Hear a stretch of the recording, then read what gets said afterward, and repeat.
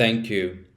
I want to start off with something that I've been reflecting on many times because finding the right path can be challenging, but doing so when you've been stripped of your identity is much harder.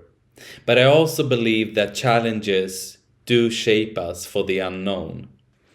I was 5 years old when my parents decided to leave everything they knew behind and make the move from Syria to Sweden. It was a lot thanks to my mother's strength and her desire to give us a better future. She knew Europe was our only chance. And Sweden became the natural choice as we already had family living here.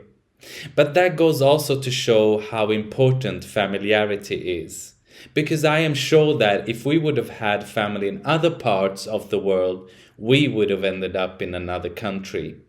We often talk about when stars collide, magic happens, and that's how I view all the events in my life.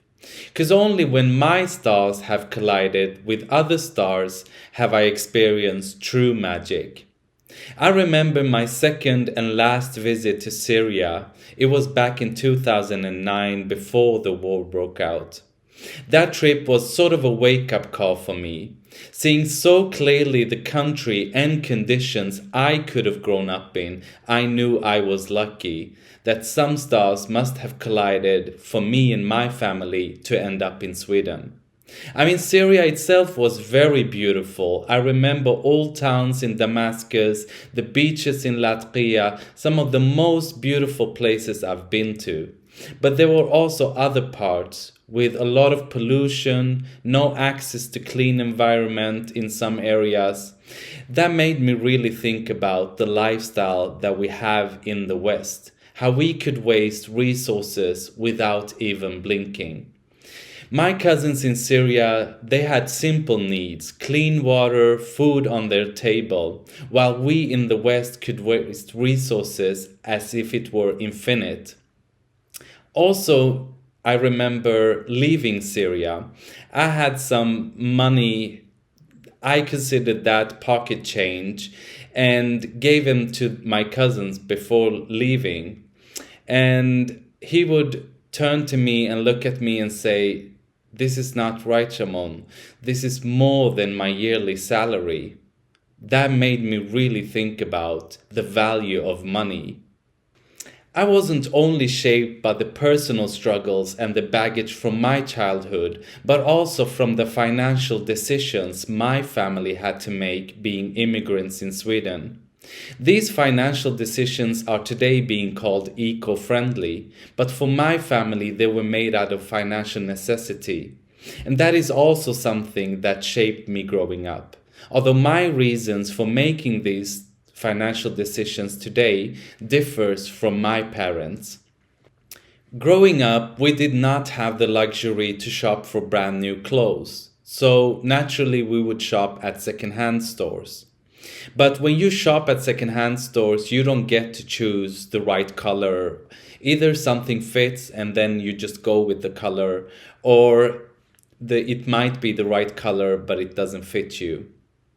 I remember one incident with a sweatshirt. I really liked that one, but it was a size too small. And I wasn't the kid being bullied in school growing up, but that day when I wear that sweatshirt made me really not wear it again.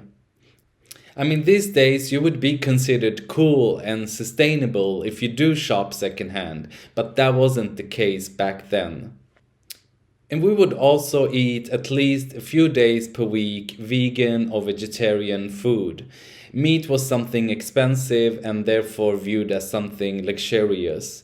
But that was also a choice made from a religious belief by my parents.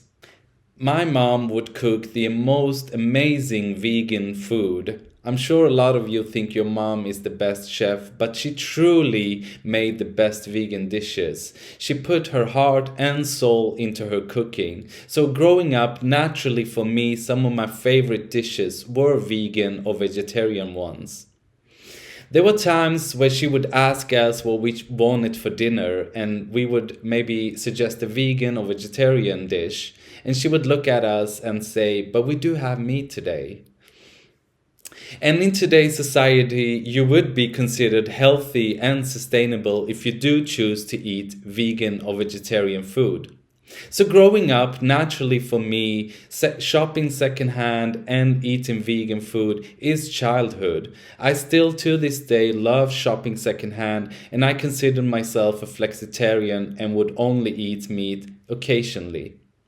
I realized the foundation was laid already as a child for me.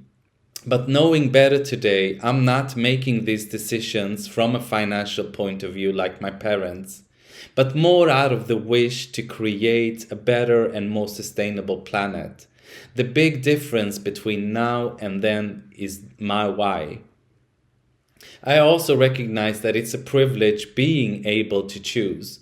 But if you can choose, then why not choose something that both helps your wallet but also the planet that we live in? I mean, it might not affect the part of the world that you are living in, but we can't afford to only think about ourselves. Remember, we only have one Earth to think about. I also grew up in a very entrepreneurial minded family, and that shaped my career path. I've always felt the need to build something, help people. Success for me has never been measured by the amount of money in my pocket, but by the impact my business is having on people's lives. My first fintech company was born out of my school project when I studied my MBA in New York. During my MBA, I had a teacher from Wall Street who was constantly talking about the new economy, which I then came to understand was the gig economy. People's salary became more irregular due to the flexible lifestyle, and the bank's credit scoring model was built on having steady salary, preferably the same amount every month. And I had myself gone from a very good salary to become a student, and I knew firsthand what it felt like not being served by the banks all of a sudden. I decided I was going to do something about that. And together with my brother, we built a credit scoring system to help people solve their unexpected expenses on decent and equal terms. The alternatives back then was anything but that. And 6 years later, I also decided to step down from operations. Together with my brother, we had ran the business for 6 years, but it also took a toll on our relationship. And I valued our relationship higher than the business relationship we had. And I also had thoughts on starting something new. I wanted to find the perfect co-founder because I had learned from my previous company that it's more than just your business partner.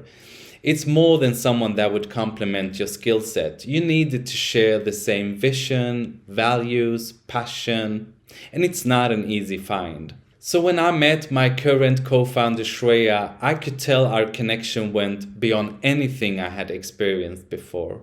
Her background in sustainability was impressive, but more so she as a person. She had an interesting background and a story that really resonated with my struggles, and that made us connect on a deeper level. So with my background in fintech and her background in sustainability, we eventually came to the conclusion that what better way to actually create an impact on sustainability than through people's pockets? Because our view was that every time you shop, you actually vote. So who are you voting on with your wallet? Could we get people to be more aware and mindful of that? And the steps to go from a fintech to a sustainable fintech, which Simppl is, I believe both companies had the starting point of creating a more sustainable economy for people. But where Fairlo is dealing with the problem, Simppl is trying to prevent the problem from happening. I really want to end this with a little bit of a push to you listening. For your stars to be able to collide with someone else's, you have to be brave enough to put yourself out there. It is scary, and sometimes that doesn't come naturally to everyone. But it's also, in my opinion, the only way for magic to happen. Thank you so much for listening.